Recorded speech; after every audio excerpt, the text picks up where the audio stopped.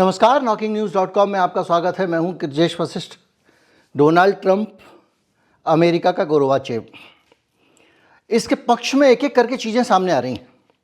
अब क्या हुआ है? अब ये हुआ है कि ट्रंप यूक्रेन में एक ऐसे आदमी को अपना प्रतिनिधि बनाना चाह रहे हैं या वहाँ का राष्ट्रपति बनाना चाह रहे हैं जो रूस के लिए मुफीद हो, रूस के लिए फिट हो।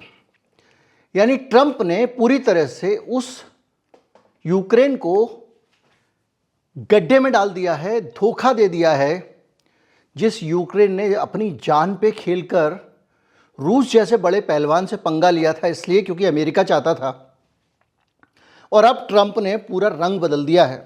वो जेलेंस्की को डिमोरलाइज कर रहे हैं। रूस के साथ बातचीत होती है, उसमें जेलेंस्की को बुलाया नहीं जाता। उसके बाद कहते हैं इसकी तो 4% रेटिंग है, मतलब 4% लोग इसको पसंद करते हैं। ये तानाशाह है, इसने ये जोकर है, ये कॉमेडियन है, इसने जो कुछ हो सकता है किसी भी राष्ट्रपति के लिए अपमानजनक। भाई आखिर जो भी है, आप एक राष्ट्र प्रमुख हो तो वो भी एक राष्ट्र प्रमुख हो, आप एक देश के राष्ट्रपति वो भी एक राष्ट्रपति है। लेकिन बार बार बता रहे हैं कि हमारे $3.5 ट्रिलियन इस पे खर्च हो गए। कभी कुछ बहुत सारी बातें हैं। कभी वो खर्चा गिनाते हैं और वो ये कहते हैं कि यूरोप तो अपना खर्चा वसूल कर लेगा, हमारा खर्चा कैसे वसूल होगा। अब आप याद करिए, जब ये खबरें आती थी कि अमेरिका ने इतने की सहायता दी है, उतने की सहायता दी है, तो इसका मतलब हम लोग को ये लगता था, मैंने आपको क्लियर किया था कि ये कर्जा है, कोई सहायता नहीं है। अब ट्रंप कह रहे हैं तू कैसे चुकाएगा कर्जा, ये बता। यानी पूरी तरह से जेलेंस्की को इतना ज़्यादा डिमोरलाइज कर दिया गया है कि अब वो कुछ बोल रहा है, अगर वो जवाब भी दे रहा है तो कह रहा है कि ट्रंप जो है वो मिस इन्फॉर्म्ड हैं, इनके कान भरे गए हैं, इनको जानकारी नहीं है, वगैरह वगैरह। लेकिन इसके पीछे जो पुतिन वाला मामला है, और समझिए कि जो मैंने आपको बताया कि गोरबाचेव वाला मामला है, तो ऐसे समझ लीजिए कि आज गोरबाचेव के ज़रिए सोवियत संघ को जिस तरह अमेरिका ने तबाह किया था, ऐसा लगता है पुतिन ने उसका बदला अमेरिका से ले लिया है और अमेरिका का प्रमुख अपना प्लांट कर दिया है। मैं ये सिर्फ अपने असेसमेंट के आधार पे नहीं कह रहा हूँ। ट्रंप के ऊपर लगातार ये आरोप लगते रहे हैं, उनकी जांच हुई है कि वो रूस के हाथों में खेलने वाले व्यक्ति तो नहीं हैं। और उस ट्रंप ने अब रूस और यूक्रेन युद्ध में एक तरफा कमांड लेकर पूरी तरह से साबित कर दिया है। ट्रंप का इरादा है कि अब जो भी राष्ट्रपति वहाँ बने, 2-3 नाम हवा में चल रहे हैं, और वो जो बने वो जेलेंस्की जैसे ना हो, यानी वो हो जो रूस को मुफीद बैठते हों। ट्रंप के संबंधों का इतिहास क्या है रूस के साथ में और अमेरिका में, ट्रंप के ऊपर रूस के लिए देश से गद्दारी करने के कौन से आरोप लगते रहे, इसको अब हम समझते हैं। जब ट्रंप का पहला कार्यकाल था 2016 से 20 के बीच में, पहला 4 साल, तो उन्होंने उस वक्त भी पुतिन की बहुत तारीफ की थी और मजबूत नेता बताया था। पुतिन मतलब अमेरिका के प्रतिनिधि। उसके बावजूद ट्रंप बाकायदा पुतिन पर अमेरिका की अपनी जो CIA वगैरह खुफिया एजेंसियां हैं उनसे ज़्यादा भरोसा करते रहे। और उनसे पूछा गया, क्या रूस ने 2016 में ट्रंप को जिताने के लिए अमेरिका की राजनीति में हस्तक्षेप किया?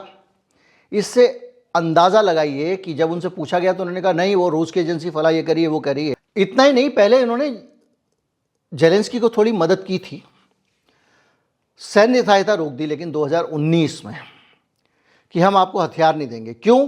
क्योंकि वो हथियार सबको पता था कि रूस के खिलाफ इस्तेमाल होने थे, पुतिन के खिलाफ होने वाले थे।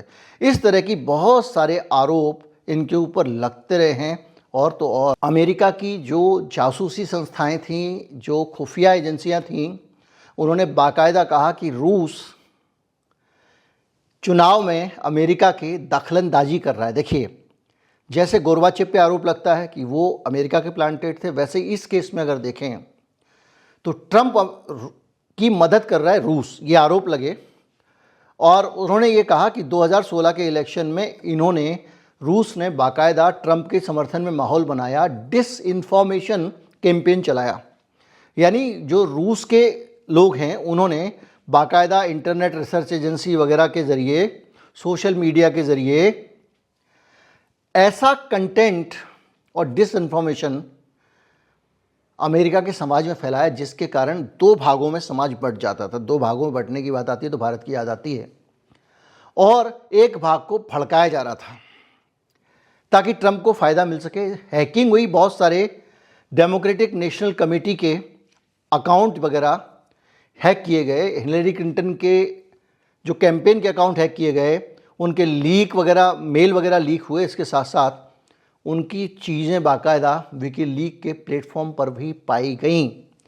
साथ साथ टारगेटेड फेक अकाउंट के ज़रिए टारगेटेड विज्ञापन किए गए, यानी अमेरिका के अंदर ट्रंप का विज्ञापन रूस के ज़रिए किया गया। और एक वहाँ पर जांच हुई थी, मुलर इन्वेस्टिगेशन, जिसमें रॉबर्ट मुलर नाम के स्पेशल काउंसिल थे जिन्होंने जांच की और पाया कि अमेरिका के चुनाव में रूस का हस्तक्षेप हुआ है और ये क्रिमिनल कॉन्स्पिरेसी है, आपराधिक षड्यंत्र है ट्रंप कैंपेन के पक्ष में रूस का। इसके साथ साथ तरह तरह के ट्रंप के एसोसिएट्स के और रूसी जो लोग हैं उनके संपर्क की बातें इसकी जांच में निकल के आई हैं। 2024 के इलेक्शन में बहुत ज़्यादा इस तरह की चीज़ें सामने नहीं आई, कैंपेन सामने नहीं आया, लेकिन ट्रंप की इमेज अमेरिका के अंदर लगातार ये बनी रही। उन्हें संदेह की नज़र से देखा जाता रहा कि वो पुतिन के आदमी हैं।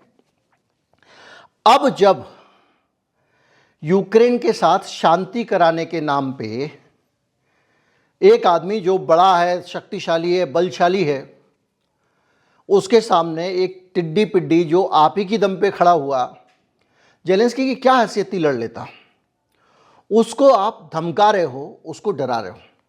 और जो विश्लेषक हैं उनका मानना यह है कि इसे डरा धमका नहीं रहे हैं, वहाँ पर जेलेंस्की को हटाया जाना तय हो गया है, क्योंकि पुतिन भी चाहते हैं जेलेंस्की हटे और ट्रंप भी अब जेलेंस्की को हटाना चाहते हैं। इसके लिए बाकायदा 2-3 उम्मीदवार तय कर लिए गए हैं जो ट्रंप ने किए हैं। एक पेट्रो पोरोशेंको हैं, वो 2024 से 19 तक राष्ट्रपति रह चुके हैं वहाँ के यूक्रेन के, और ट्रंप के पहले कार्यकाल में उनकी एक अच्छी केमिस्ट्री थी।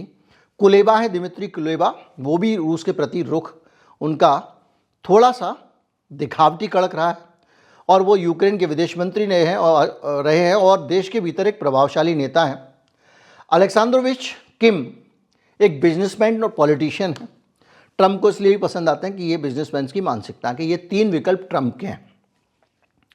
पुतिन भी अपने कुछ लोगों को लेकर बैठे हुए हैं, यानी तैयारी ये चल रही है। दूसरा, जेलेंस्की को कहा जा रहा है कि आपको बातचीत का हिस्सा ही नहीं बनाया एक तो उसको, अब उसको कह रहे हैं कि आपको शांति करनी है अनकंडीशनल। आपका जो पुराना इलाका रूस ने कब्जा लिया है, क्रीमिया व्रीमिया तो छोड़ दो, जो लुहांस और डोनास्क वगैरह जो इलाके अभी अब इस दूसरे दौर में कब्जाए हैं पुतिन ने, वो भी छोड़ दो। अब दिक्कत ये है, जो जेलेंस्की सवाल उठा रहा है कि भैया बाद में जाके ऐसा तो नहीं होगा कि रूस और बढ़ जाए, हमारी सुरक्षा की गारंटी लो। अब ट्रंप इसकी गारंटी नहीं दिला रहे हैं। मतलब सीधे सीधे ये लग रहा है कि यूक्रेन एक महत्वपूर्ण हिस्सा था कभी सोवियत संघ का, और जान था सोवियत संघ की, क्योंकि न्यूक्लियर प्रोजेक्ट, बहुत सारी टेक्नोलॉजी और दूसरी चीज़ों का विकास रूस ने वहीं किया था और वो टूट के बाहर हो गया था। तो अब रूस उसको वापस मिलाना चाहता है। ट्रंप का इस बीच में एक और जुल्मो सितम है, जिसमें वो कह रहा है कि ये पूरा खंडर बन चुका है, तुम्हारा देश बर्बाद हो चुका है, सारी बिल्डिंगें टूट चुकी हैं। तो ऐसे में अब बेहतर होगा कि जेलेंस्की जो है ना, वो चुपचाप से इसके निर्माण के लिए जो पैसे हैं वो एडवांस में चुकाए हमको, यानी जो रकम देगा अमेरिका, और उसने अभी तक जो रकम दी है उसका चुकता करे हिसाब। और उसके लिए मैंने वीडियो बना के आपको बताया था कि जो क्रिटिकल मिनरल्स हैं, रेयर अर्थ, उनके 50% पे अपना हक चाहता है। तो ये वो सिचुएशन दिख रही है जिसमें सीधे सीधे ट्रंप पुतिन से भी ज़्यादा एग्रेसिव तरीके से जेलेंस्की के ऊपर हमला कर रहे हैं और एक तरफा तरीके से रूस के साथ खड़े हो गए हैं और अमेरिका का अगर कोई राष्ट्रपति रूस के साथ इस तरह खड़ा हो जाए तो कहीं ना कहीं ये शक जरूर पुख्ता होता है कि किस तरह से चुनावों में रूस ने जिस तरह से मदद की थी और ट्रंप को राष्ट्रपति बनवाने के लिए सारे गंदे अच्छे काम किए थे, वो ऐसे ही नहीं किए थे। हो ना हो ट्रंप रूस का एजेंट है, ऐसा अनुमान हम लगा सकते हैं। उम्मीद करता हूँ वीडियो आपको अच्छा लगा होगा। अच्छा लगा हो तो ज़्यादा से ज़्यादा लोगों तक पहुँचाएं, चैनल को सब्सक्राइब कर लें। नमस्कार, जय हिंद।